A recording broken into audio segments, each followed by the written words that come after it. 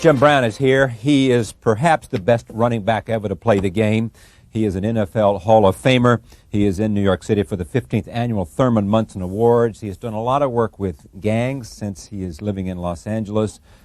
He is a man who carries a voice of credibility within sectors of this community, and he speaks to people, and he is here to talk about some of those issues that concern him and a lot of other things, and I'm very pleased to have him here. Welcome.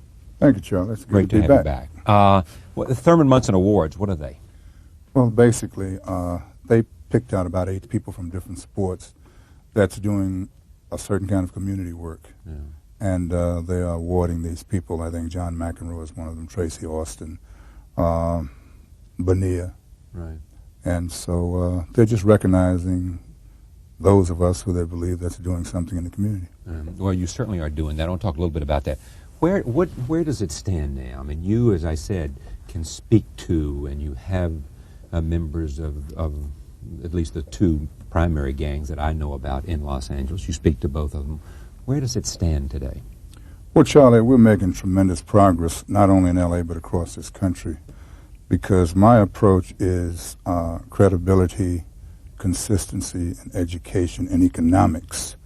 And I know that the disenfranchised young people who are negative would love to turn their lives around, but it's very difficult to get back into the system.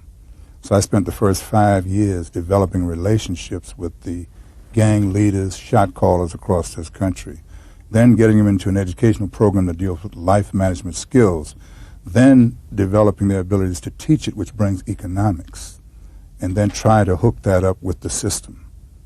A very difficult, tedious job, but it's working. We're in 15 states now. We're here in New York. We have our first Academy of Learning in Trenton, New Jersey. We've hired about 50 people there, ex-convicts, ex-gang members, who are actually training the inmates in about 15 facilities. So we've made a lot of progress. What process do they have to go through? I mean, first, how do you reach them? And how do you get them on board? And then where do you have to take them so that the system, that they can connect to the system? That's a great question. The first thing I had to do was get involved with the Crips Bloods in Los Angeles in a movement called Stop the Killing that's actually started with Minister Farrakhan, who came out and gave a speech and had a meeting at my house. I continued that concept at my home, where I would have meetings of 400 to 500 Crips and Bloods on finding ways for them to come together and stop killing each other. Mm-hmm. And that evolved into the educational program and into the prisons. The first thing you have to be able to do is treat them like you would treat anybody else. So I started at my home. Yeah. And when you invite someone to your home, they become a part of your life. When you listen to them, they respect you. And with that respect and caring and that trust that's developed and consistency, you then can move to the technical education of life management skills. And from there, you deal with a holistic approach to their problems, which means a job, which means getting back to taking care of your kids, the mother of your kids, getting your kids in school, getting a checking account, all of these things that we take for granted. So it's the same way you would approach your children. There's a transition that has to take place over a number of months. It isn't like a turnaround. But you will find that if you give them a platform with some dignity and caring and consistency, most of these young people want to change their lives around. Most of them do. They don't want to be on the street, and they don't want to be involved in a life of crime? Absolutely. If given a choice, they would do the same things that everybody else do. But there has been the rich has gotten too rich. Capitalism is running amok. The educational system is going down. The drug industry is an alternative industry. Crips and Bloods claim that they have family among themselves. The African-American father is not in the home. The rap music, the gangster attitude is taking over. All the Crips and Bloods outside of Portland, Oregon are white. There's been denial in small cities, but gangs are moving across this country. Prisons are being built. Recidivism is an all-time high. And the approach has been lock them up. You'll lock up 1 million of them, it won't make a difference. Only through education and caring and an involvement in the economic system can we really make this a healthy situation again. Who supports you? I'll tell you something that's very interesting. Special people. The Herb Alpert Foundation, they have been wonderful. Mm-hmm. The most conservative... This is Herbie Alpert, the musician yes, and music executive. Absolutely. Not only with us, but just other organizations. Michael Antonovich, the most conservative supervisor in L.A. Right. I mean, all the liberals are doing other things. George Foreman, Big George, wrote us a check a year and a half ago just out of clear blue sky. Followed the work, liked the work, said, Jim, come down and have a check for you. That went into the nonprofit foundation, helped the kids in school. Walter Chapman here in the Department of Corrections. Dr. Broadus here. We're in New York State. And I'll tell you something so interesting. The governor of New Jersey. Kristen Con Whitman. Yes. Dynamite. I took notice of what you were doing. Took notice of what I was doing. We have our most advanced program in Trenton, New Jersey. The Senate, the House, the governor, the Attorney General, the #1 activist created our first educational foundation, which is the first Academy of American. But do you get any public funds? We deal with contracts. We are first a for-profit private corporation. Then we deal with a non-profit foundation. Mm-hmm. You can never make change through a non-profit foundation, major change. Mm-hmm. You must understand delivering a service and getting paid and being able to write a check and being able to develop people who you normally couldn't develop through a nonprofit, because nonprofits only want the traditional. We deal with the untraditional individuals who have the negative power. Once they turn that into positive power, you can effectively deal on that particular level. The nonprofits are designed here. But if you start with the profit, develop these individuals, then they can buy in to the nonprofit, that can pay salaries for them to do things in schools that the schools can't pay for. Tell me what, and I just take time to tell me this, because much has been written. You may have seen a New York Times Magazine article about a month ago or 6 weeks ago about the African-American man in contemporary society. And John Singleton and Bob Herbert, the columnist for the New York Times, and a whole lot of people came together, African-American men, to talk about what it meant to be a black male in this society. What does it mean? Tell me what you think about that when you hear all of that talk, almost about, in a sense of how not understood, a whole generation being wiped out because of some of the ideas that you're addressing. But how difficult it is, what are the problems, what is the perception? You know? Well, the problem is all of those people are coming together without having the intellectual capacity to understand the situation. And I'll challenge any of them. First of all... You mean those people that came together in that magazine article? All of them. I mean, whatever, whoever, however, because here's what I'm saying to you. You don't need to go anywhere to understand what the African-American male has to do. What does he have to do? We have to do this. We have to understand, firstly, that we are proclaimed African-American in a negative manner. We do not have a history of defining ourselves. Therefore, we have a problem identifying with the positive aspect of who we are. Because in America, if you're upward mobile like Magic Johnson, are you an African-American or are you rich and famous? So first, we have to identify that in order to make change, we have to be able to get those African-Americans who are spending all of those dollars using white managers, agents, and representatives, get them to understand what reinvesting in the African-American community is. Understand that your economics must be controlled by yourselves. You take the education and economics, you combine them, then you have clout. But if Jerry Buss controls Magic Johnson, Magic will be an individual millionaire. John Singleton will be in the studios, but the masses of young black kids will not have any advantage as a young entrepreneur because there'd be nowhere, no capital base to go and make a loan, no pool of expertise. So the first thing we have to do is come back to community, start rebuilding that community, let it be profitable for those who have the money, but we have no capital base. We might discover oil in our backyard. Right. We can never go anywhere and get the money to refine this and to become the producers. We must become producers, take responsibility ourselves. I hear you. And why is it that way? I mean, is it because of discrimination, back through education, knowledge? We are used to being civil rights workers. Dr. King was a wonderful man, but his concepts were totally inadequate for this country. We must use the rules of the Jewish community, we must use the rules of the Japanese community, we must use the rules of the Korean community. Every community that has advanced, have advanced by coming together itself first, defining its own economics, defining its own community, and then dealing on an equal level with the community at large. We did it in the South. When we were segregated, we did it through North Carolina Mutual, Atlanta Life. We had movie as theaters, well. we had business, and we had family pride. The industrial North, the migration took that away from us.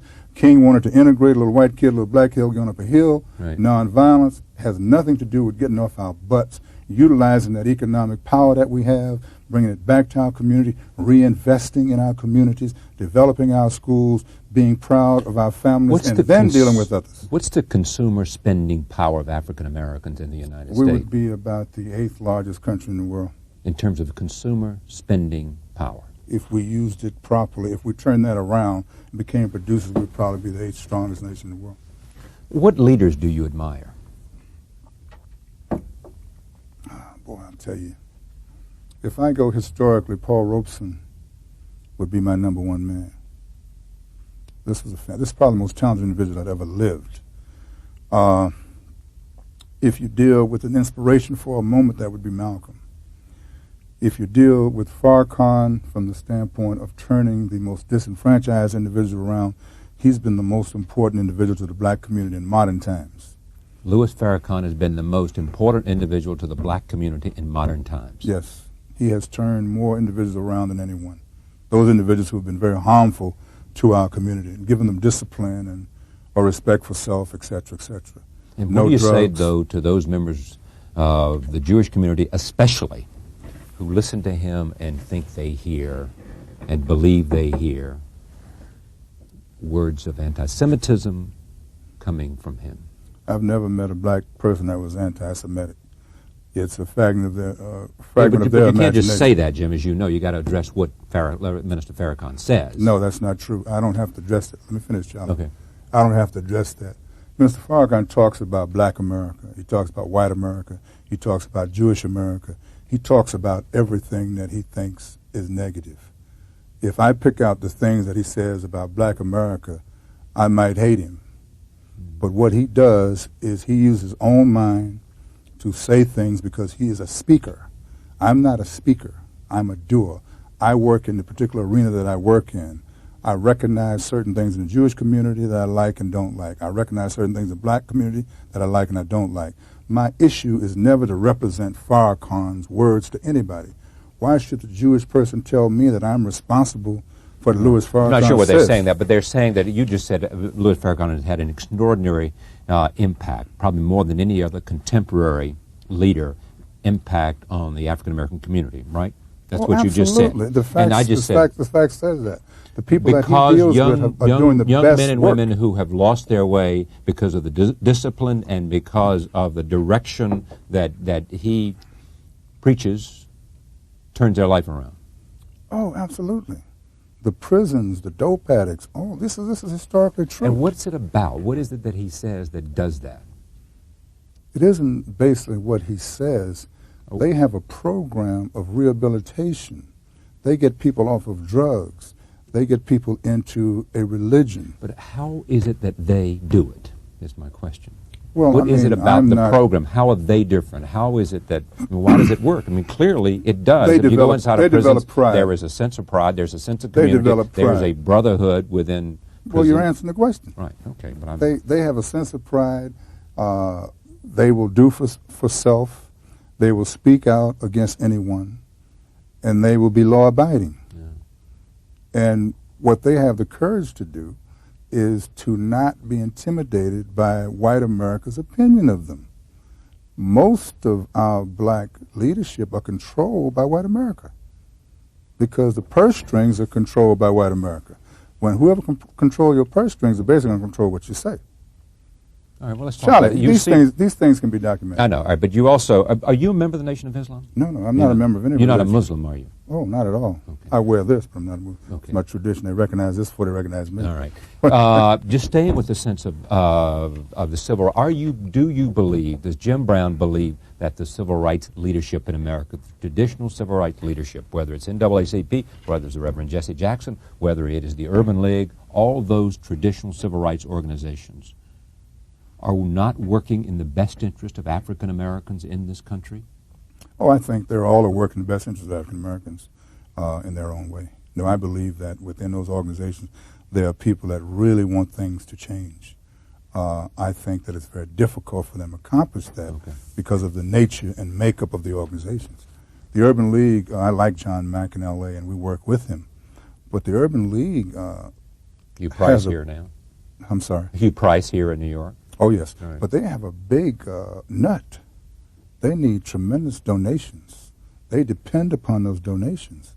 So they have to draw the line on what they say and what they do. And that's understandable. So when I deal with the Urban League, I take those particular limitations in mind. But then you were suggesting that they don't say what's in their heart and what's in their brain because they don't want to lose that flow of capital from the white community. Well, that happens with politicians, too. I mean, that happens with people on radio shows. There are basically limitations to what a person can say and still be accepted by the particular corporation that employs them. So, yes, if you're part of the Urban League, you're going to be somewhat conservative. If you're part of the NAACP, you're going to be somewhat conservative. Yeah. When you had King, you had also Stokely Carmichael, Black Power versus nonviolence. Mm-hmm. So Stokely was on the outside. You had that in the conflict between Malcolm and Martin, didn't you? Absolutely. You had two diverse philosophies.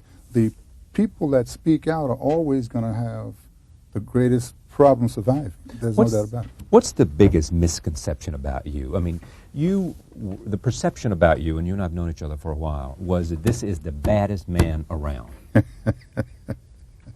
Right?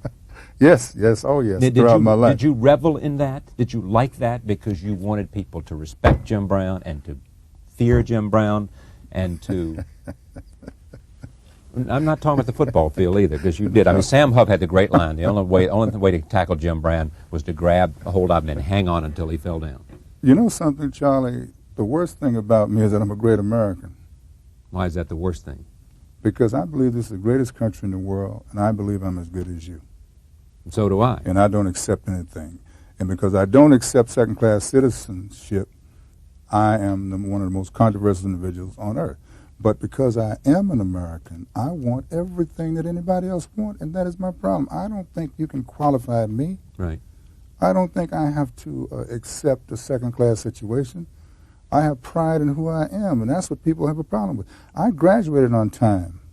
I didn't take 7 years to finish college. Yeah. I got the Silver Anniversary Award from the NCAA as one of the 5 recipients of the student athlete. And what's your brief with the Black Coaches Association? John Thompson, John Chaney, Nolan Richardson, I think, is part of it, and other black coaches.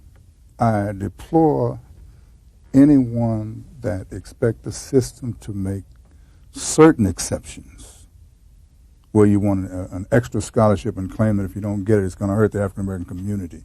That's very narrow-minded. That arena is a very minor arena from the standpoint of true change in this country. I don't think, I guess Proposition 48, I think that in 1994, every athlete should be able to pass any tests. I don't waffle on that. I don't want to hear excuses, and I don't want to be a person that have great expectations of others to change the rule. We all need a jump start. If you're going to go into business, you need some investment capital. But to get out and make an issue and to say we're going to boycott something because you have taken away their scholarship, when you've got young gang members out there killing each other, when these high schools are deteriorating, when the prisons are being filled up, I think your priorities are way out of line. Because these athletes go on to make tremendous amount of monies. They don't do any meaningful investment back into that community. These coaches are removed from that community, and here they are making all this fuss about a person who's elite already because they have an athletic talent, and they want to maximize this athletic talent and minimize the fact that these kids from junior high school should be into their books. So that's my story. It's not even debatable, Charlie. You're a friend of Muhammad Ali. Yes. A hero for you. No, just a man that I like and I respect for the things he's done. Yeah, how's he doing? Ali is doing well. He has a sense of humor. He recognizes the individuals. He knows the small things about you that he knew from the past. And he feels good because people love him. He travels a lot. And he's an ambassador to all people because Ali loves all people. He used to walk in the ghettos. He said, come on, Jim, let's walk in the ghettos. He loved white people in England, no question about that. Yeah. And I realized that he liked all people. And I think he's very healthy for the country, and he's doing well, contrary to what people think. You like Foreman? Yeah, Big George has come a long ways. Were you surprised he won? I was surprised that Michael Moore would fight lost? the way he fought. No, that fought the way he fought. He didn't take instructions, Yeah, he and really he didn't. played to George's forte. And George was very bright in waiting, and I guess he picked Michael in a sense because he knew that Michael would probably stand there and move in the wrong direction. But wasn't really surprised because George has been very clever in these latter years. He keeps all that weight on. Yeah. It works in advantage. He knows he has a good right hand, and he waits for it. He's a good defensive fighter, so it wasn't a major surprise for me. Yeah. O.J. Simpson. What do you think about all this? I think it's probably one of the most. Oh boy, it's one of the greatest tragedies that we could ever have. There's no win in any direction. Whatever happens, it's a tragedy, and every negative thing that you can bring out about this system is basically coming out. It's very unfortunate, but yet it's very educational. You mean the legal system? What system? The legal system, the technicality of the judicial system, O.J. himself, the other people on both sides of the coin, the fact that the victims are basically irrelevant from the standpoint of the general public dividing up white one side, black another side, the prosecution leading with Darden, the defense getting Johnny Cochran, the media coverage, the tabloids, the books, the money. All of these things represent the worst part of our system. What part of the story do you think hasn't been emphasized that should have been emphasized? I think the one thing that America has to realize is small people are heroes because of the things they do when nobody sees them. When you do someone a favor, when you help someone, it isn't publicized. The role model concept, the hero concept is dead. There are no heroes because of physical capabilities. There are people that do good things and sometimes do bad things. And for America to hold on to images and to develop images and to get behind those images and not get behind the real person is a tragedy. We're teaching our kids to be an image, not a person. But if I can decipher that, are you saying that O.J. Simpson was a good man and a bad man? Like all of us. Like all of us. Yeah, he's no different. O.J. Simpson, what else are you saying about this man? I mean, because if you read some of the stuff that you have written about him, before this event. It's possible to read into your autobiography, Out of Bounds, written in 1989. Quote, the Juice likes to pretend he's modest, but that's just the juice being the juice. O.J.'s extremely smart. Man knows how to make a buck, and his all shucks image is his meal ticket.